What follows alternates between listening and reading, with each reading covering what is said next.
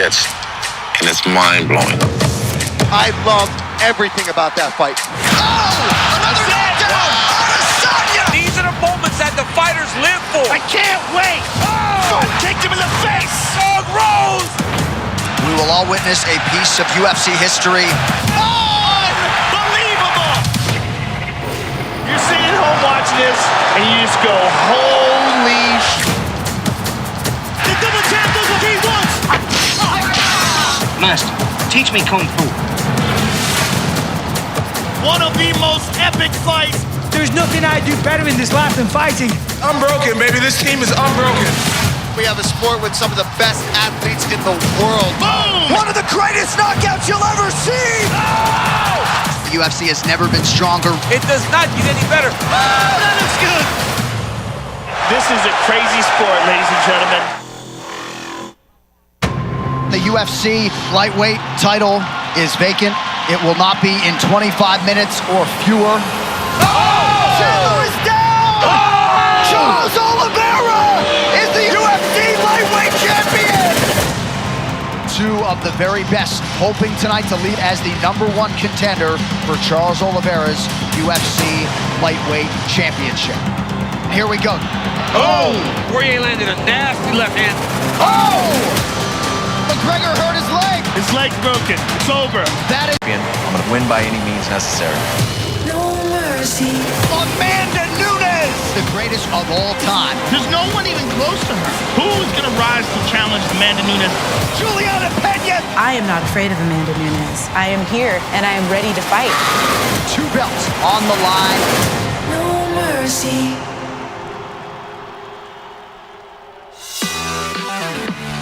Welcome to the UFC 269 press conference from the MGM Grand Garden Arena in Las Vegas, Nevada. And this Saturday, the action shifts over to the T-Mobile Arena for the final UFC pay-per-view of the year. In the main card opener, it'll be a good one at bantamweight. A rising star with the personality and skill of an all-time great, holding the highest striking rate in UFC history. And ready to make UFC 269 the Sugar Show.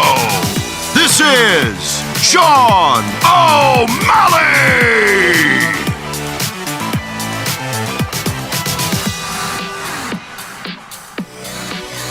And he faces a dynamic, underrated force from Brazil, riding a 3-fight win streak, including a fight of the night performance his last time out. Here is the 26-year-old jiu-jitsu black belt, Raulian Paiva.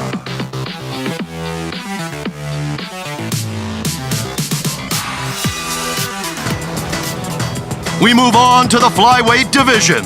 A former bantamweight champion, moving down a weight class to 125 pounds and ready to begin a new quest for UFC gold.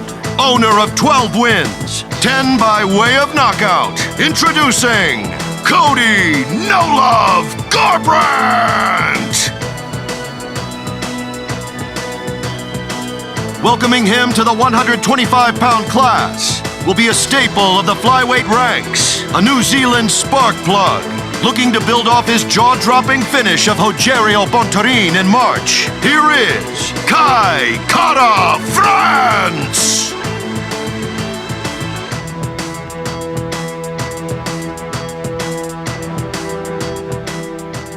Next, it's a matchup of ranked welterweight power punchers. Up first, the best mixed martial artist to ever enter the UFC from Argentina, and winner of 8 of his last 9 bouts. Please welcome Santiago Ponzinibbio!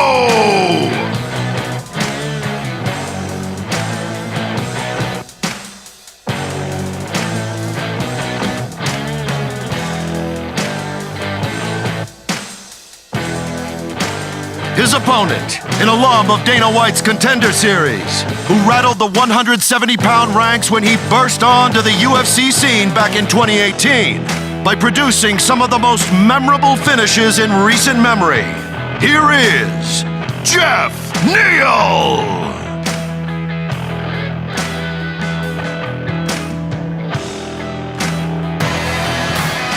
And then it's time for the World Championship fights. In the co-headliner, the Venezuelan vixen has the belief and ability to shock the world.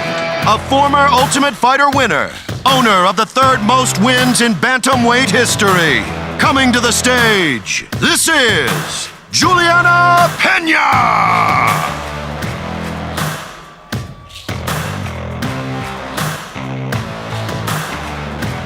And now, the champion, the greatest female combat sports athlete of all time, one of the best pound-for-pound fighters in the world today, and a list of records that runs a mile long.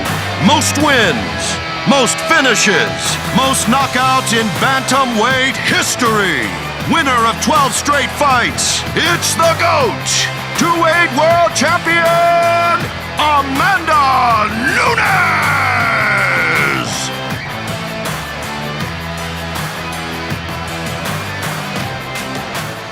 And moving on to the main event of the evening for the UFC lightweight crown. First, the challenger, a Bayou-based superstar with consecutive wins over megastar Conor McGregor, and ready to add the one thing missing from his stellar MMA resume, an undisputed UFC championship. Please welcome Dustin the Diamond Poirier!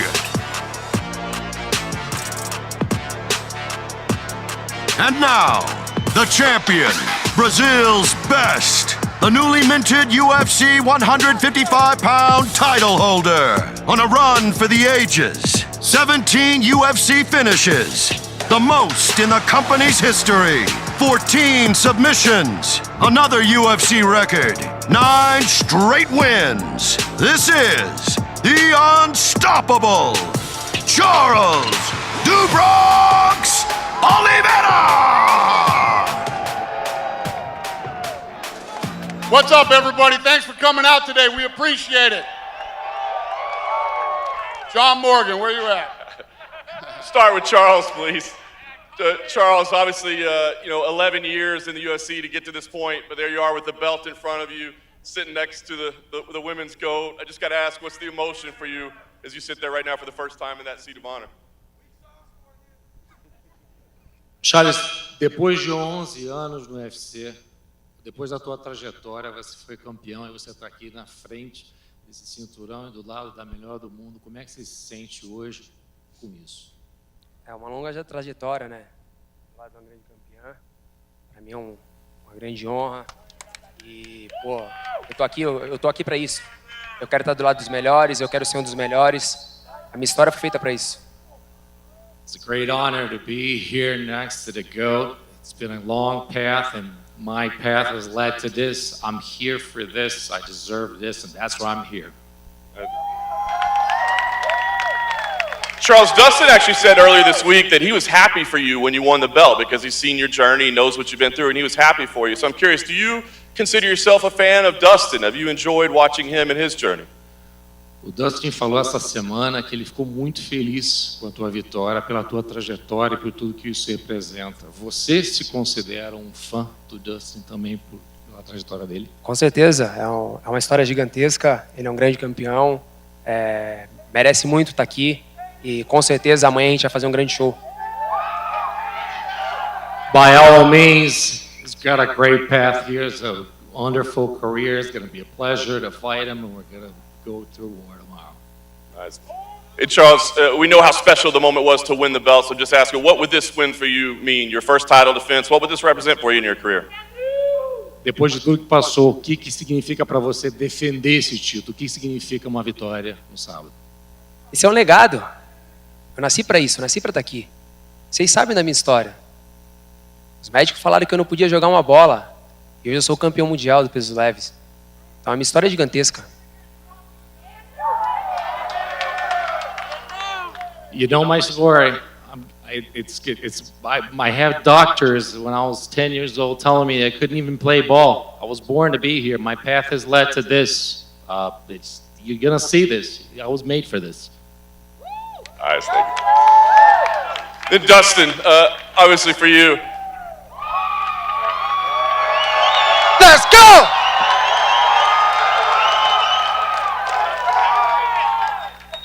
know, you had this similar opportunity in 2019, right? And obviously didn't go your way, disappointing night. But I'm just curious, what's the biggest difference this time around? I mean, is it something within you? Obviously, you're not flying halfway around the world. What's the biggest difference this time? If I didn't advance in the last few years since that title fight, I wasted a few years. You know, I think I'm a better fighter, more well-rounded, and just a little bit better mentally. You know, in that fight with Khabib, when I got up and exposed my neck, maybe losing the round and taking that a little bit slower instead of losing the fight would have been a smarter decision. You know, just be smarter in my movements. I got a lot of experience, and that was another huge learning moment for me to put these, you know, these fights together. There's so much going on at all times in there, and small mistakes, small slip-ups like that can be detrimental.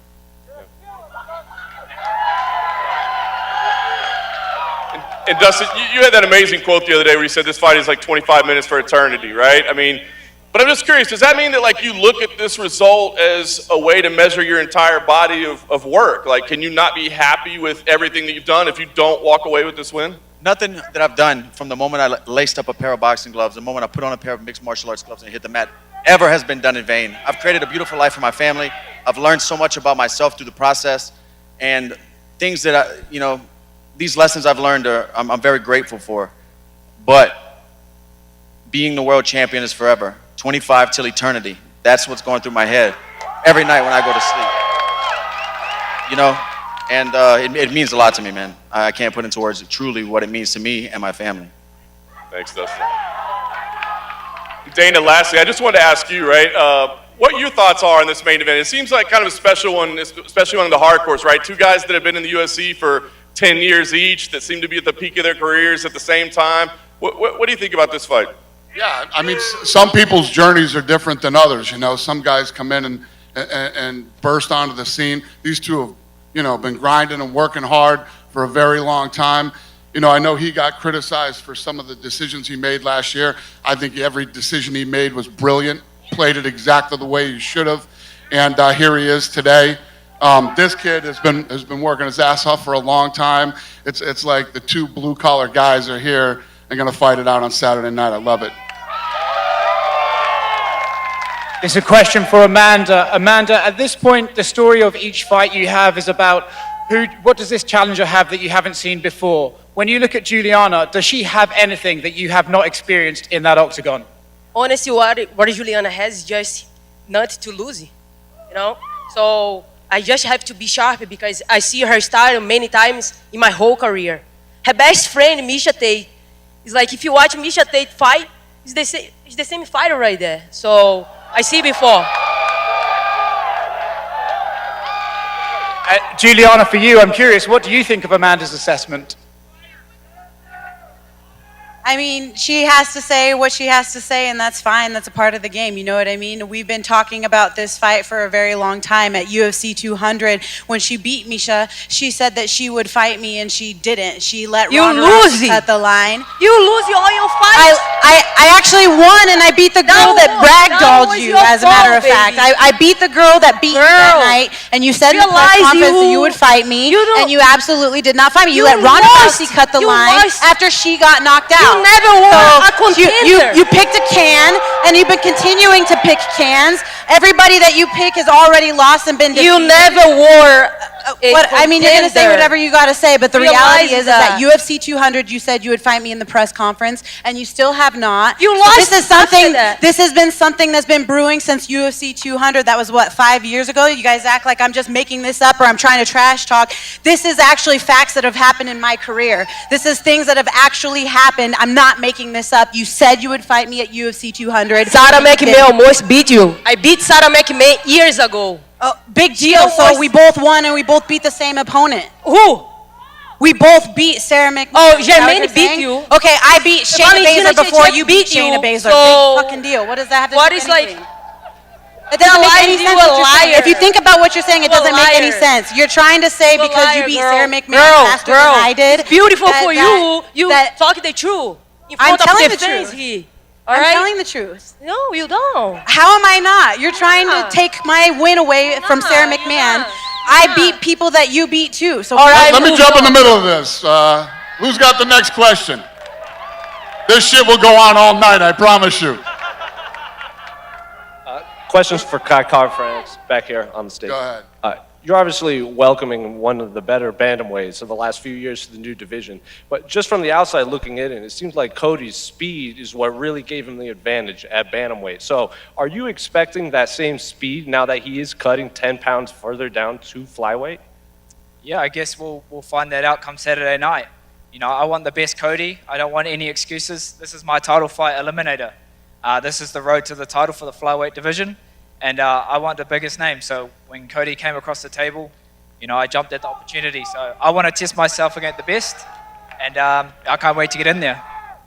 Similar questions for Cody. At this point, you've obviously been asked about the cut so much, but this close to the fight, I would imagine every day you're feeling the cut more and more. Even at media day, you said flyweight hits harder.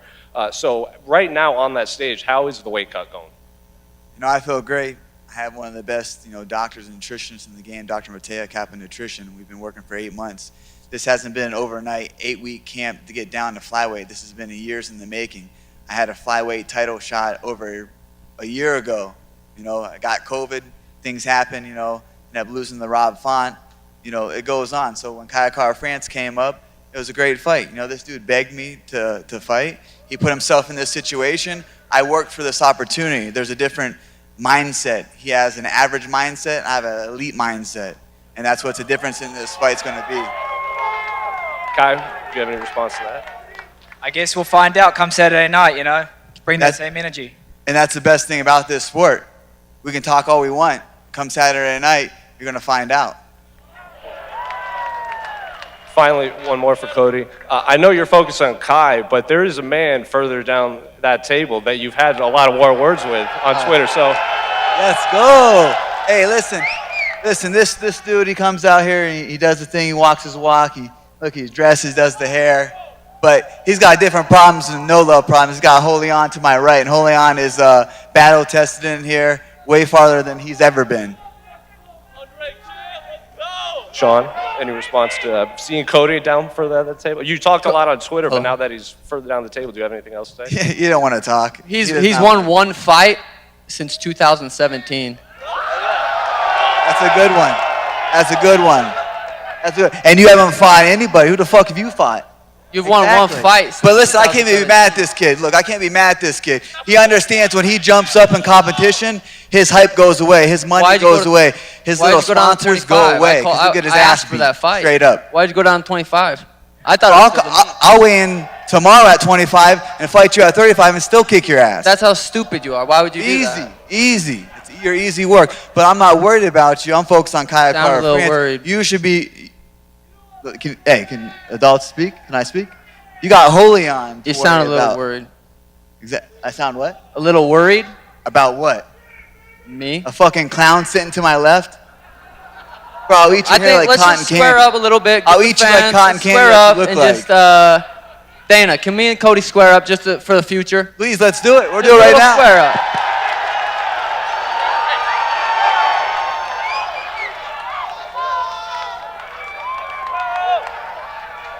Hot sauce for everybody. Everybody gets a bottle.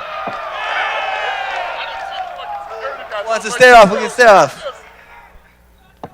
Thank you. Who has the next question?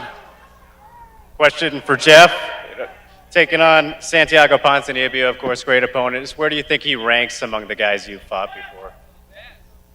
I feel like he's one of the best, you know what I mean? I wouldn't rank him above Wonderboy. Like Wonderboy is just on a whole nother level, but he's up there, you know. And do you feel that he's the same since he's came back from his injuries? You know, we've seen him fight twice now, but just do you think he's the same guy? Yeah, 100%. I think he's the same guy. I think he's still dangerous. He's still the same Ponzinibbio. I'm not saying like the whole long layoff diminishes his skills. He's still good. And for Ponzinibbio, where would you rank Geoff among your opponents you fought before? He are tough. Everyone there in this top 15, the best fighters in the world, the best competition division in the world, man. Everyone are tough, man, but I don't care, you know. My goal is the belt. I'm more than ready. I won 8 on my last 9. After this victory, this Saturday, I put 9 victories on time fights. 2 times I know come out on number 8 in the world, man. I'm more than ready for this belt. I am back, hungry than ever. After I'm sick, after the all problems I need to pass, I'm fighting for my life. And any human can't stop me right now. And just one for Amanda. Do you believe that this fight with Julianna is as simple as stopping her wrestling, or do you think you have to worry about everything from her? Honestly, like I'm ready for everything. She bring it up Saturday. Honestly, I'm the kind of fighter. I don't play with my opponent. I'm always focused, and I know I have 25 minutes, to finish her. I just have to take my time and pick the shots in the right times and finish the fight. No matter what if she show up Saturday, I'm gonna have the answers and I will finish her. This belt not gonna go anywhere, baby. I'm telling you.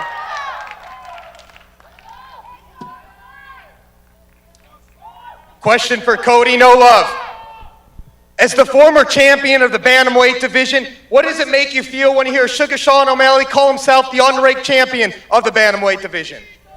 I just laugh. I think it's comical. I think this guy's a joke, but like I said, I'm not facing him, and he's got Julian, so that's who he should be focusing on. But hey, you know what? He got the hype. He's building up the hype. He's got the fans behind him, so he's got to go out there and prove to himself. And he's unproven. So at the end of the night, he's still unproven. He still has a lot to prove in this sport.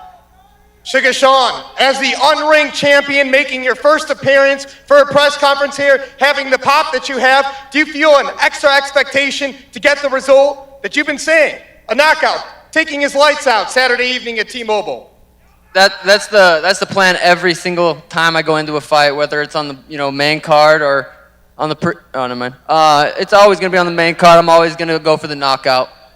Julian, what do you make of that when he says he's gonna knock you out on stage? You fought his teammate Kyler in the last fight. What do you make of his talk? Olha, o que você acha do que ele falou, que ele vai bater em você logo de cara e você ganhou do cara que treina com ele? Cara, a única coisa que eu vou falar aqui pra vocês, vou colocar esse palhaço no lugar dele sábado. Vou colocar esse palhaço no lugar dele. Qual é o lugar dele? Não é no octógono, é no circo. Então sábado eu vou colocar ele no lugar dele, valeu? I'm going to say I'm going to put this clown where he belongs. And where does the clown belong? He doesn't belong in the octagon. He belongs in the circus, and that's what I'm going to do on Saturday. Hey, let's go, man. Let's go. Final question for Dana White. Obviously, you got the best broadcast team in the world, but yesterday, Dominic Cruz called out DC's commentating, him being prepared. Do you have any comments about that? Listen, everybody has their opinions, and, I guess DC better do his homework, man. He better come out and make Cruz happy. Question for Dustin, to your right here. How nice is it to have gone into this fight week with no background noise, no animosity? I mean, you can come to this press conference and not have to worry about verbal sparring with anyone else. I didn't really worry about it the last time. I just, all that's noise, man. I'm too experienced for that stuff. When I was younger, I used to really pay attention to what people were saying and watch a lot of interviews and videos and footage, and I know who I am, man. Nobody can tell me who I am. I'm up here, put myself in this position, and I honor this position and the opportunity I have Saturday night. Nothing anybody can say or nothing that goes on from here to that bell ringing can change anything that's gonna happen. Paid in full, baby. Question for Dana. Obviously, we are meant to have a big fight on this card in the shape of Leon Edwards against Jorge Masvidal. You recently said that you're working on something for Leon. Can you provide any update on that? Is there any movement?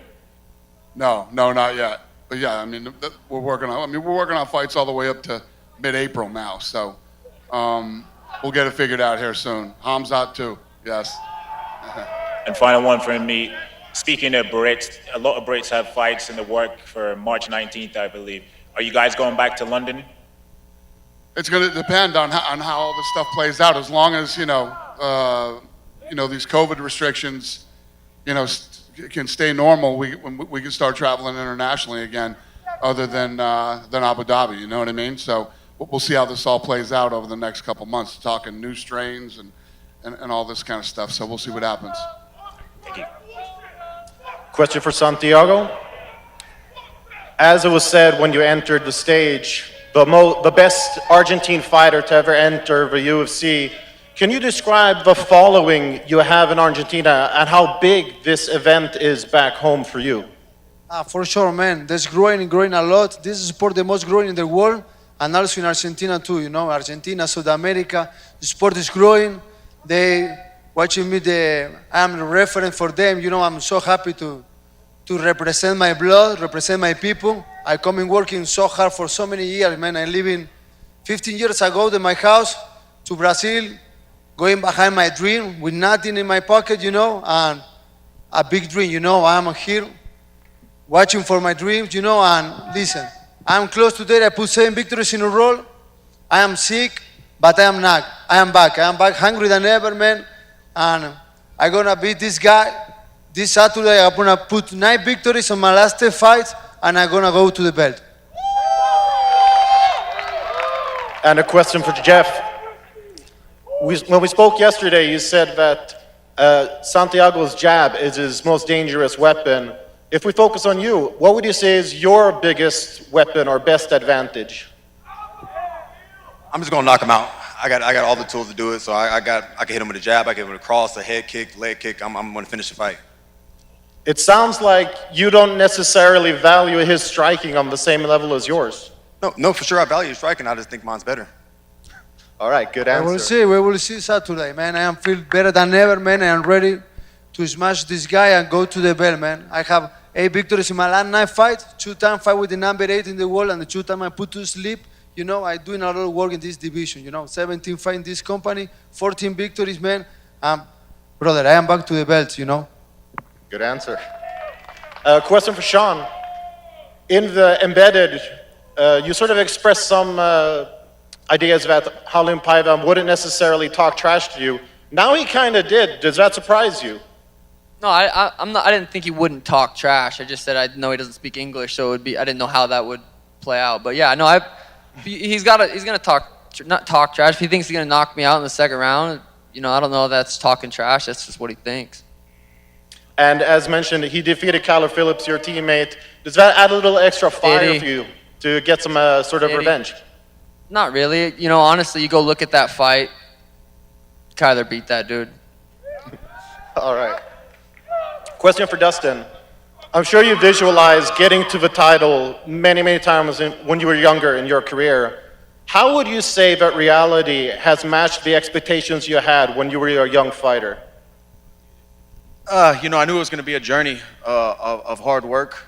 As a young fighter thinking about fighting, I never thought I'd have the setbacks and the adversity I've had throughout my career. Of course, you think it's going to be smooth sailing like a movie till you raise a belt up, but I'm thankful for all of it, and I still am waiting to find out what that moment feels like when I wrap that undisputed title around my waist, and then I'll be able to look back and tell you. All right. Amanda, it's easy for a fighter who is so dominant for so long to get a little complacent or perhaps bored on the top, but would you say that now that you have a daughter, that you have extra fire to sort of get you to push even further? Honestly, like, I'm happy than I used to be. So she brought everything for my life. You know, much love, happier. Is like, that little girl is everything for me. I feel like everybody have a daughter, know what I'm talking about. Even Julianna know what I'm talking about. She's a mother as well. So that little girl is everything to me. In my motivations, like, went to the roof, you know. I want all my memories with her in fight week, in my training, in the gym, here right now, with all of you guys. So I want to show her when she be able to understand it. I want to show her every single picture. Look, you was there with your mommy every single day, and everything I did. So she's here tonight. It's a huge motivation and bringing me like a lot of fire for this fight, for sure. All right. And for Dana White, I think most people consider Khabib to be the greatest lightweight in the UFC. But what would it take for either Charles or Dustin to surpass him, in your opinion? This me? Yeah. What was it? Sorry. What would it take for either Dustin or Charles to surpass Khabib as the greatest lightweight in the UFC's history? Yeah, listen, you know, these guys have had a long, hard road. They got to keep grinding. It's almost like Usman, you know, when Usman came in here, look how hard he's worked. Look at what he's accomplished. Look at the guys he's beat, the records he's broken. That's the path. All right, and final one for me. We talked about London. We talked about Khamzat. Sweden has usually been a stop for the UFC before the pandemic. are there plans to return to Sweden, and if so, when? Yeah, like I just told him, it's going to depend on how all this plays out with COVID restrictions. I'm obviously going to go to places that are easy to do business and easy to put on events, that are going to treat the fighters right, that are going to treat the fans right. Those are the places that I'm going to go to. Comes out in the main event? Huh? Comes out the main event, UFC Sweden, if all things go as planned? Yeah, I hope so. I hope so. Sweden's always been a great spot for us, man. It's a fun place to have an event. Always sell out. We go till 3, 4 in the morning. Hit McDonald's at 5 in the morning. It's fun. It's a good place. We look forward to having you. Thank you. All right, thanks, brother. Go ahead. For Julianna, I know how confident you are you're going to win this fight. Is it your expectation, if you do, that you would have to give Amanda an immediate rematch? And more on top of that, would you ever consider going up to 145 and trying to get that belt too? Yes, an immediate rematch, and when I win that fight, I will be 11-2 in the division, which is a better bantamweight record in the history of the bantamweight division.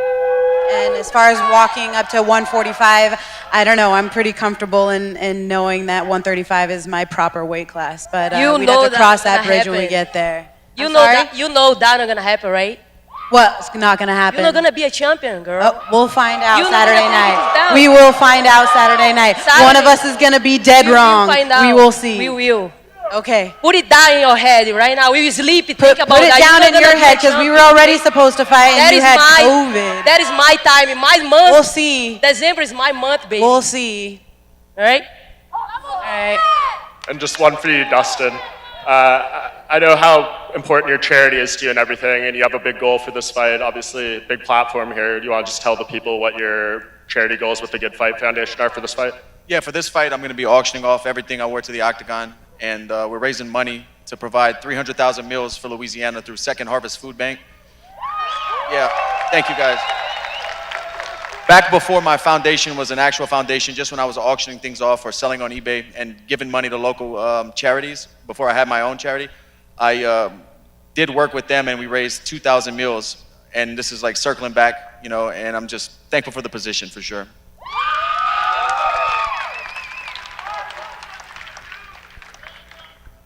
Go ahead, brother. This is for Santiago Ponzinibbio. You came from a great war with Miguel Baeza, a difficult fighter, undefeated, and with the Geoff Neal skills. And he's saying that he's knocked you out. How you see playing out this fight?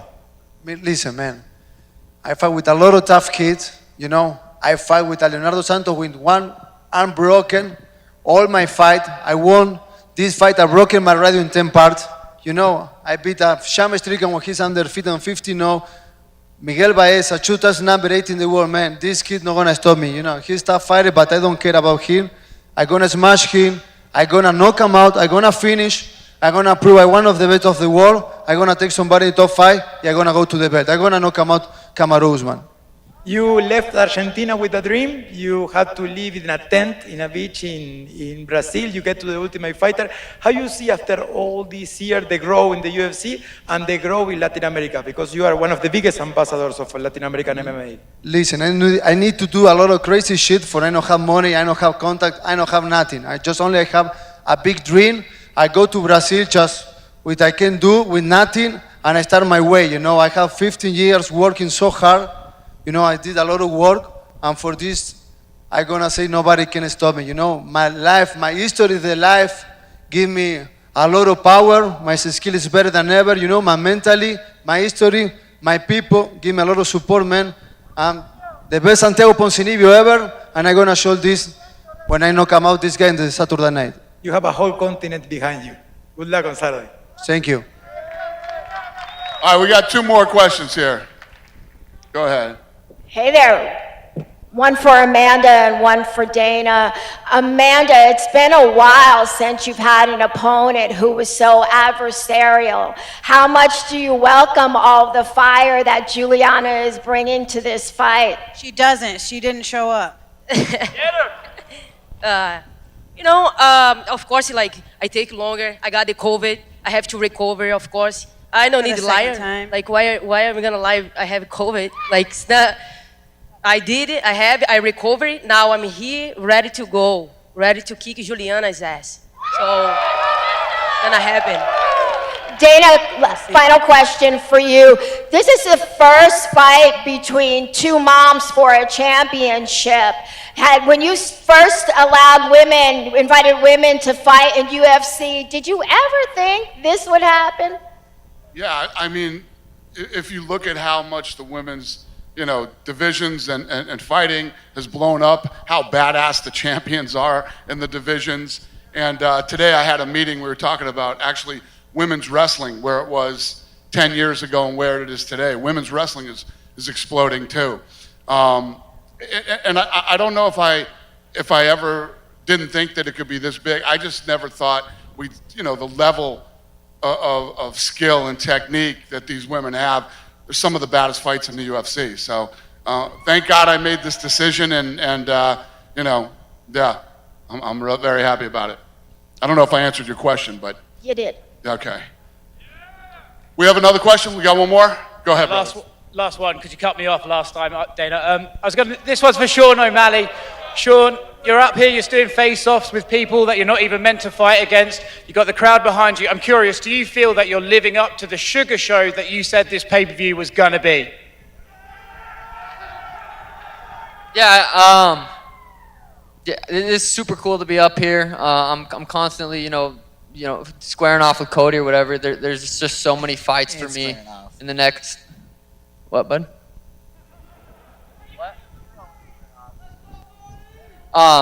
Cody's one fight away from the commentary booth next to Dominic Cruz, so I don't know what the fuck he's talking about. It's still done more than what you're ever going to do in this career. You're never going to amount to nothing. Trust me.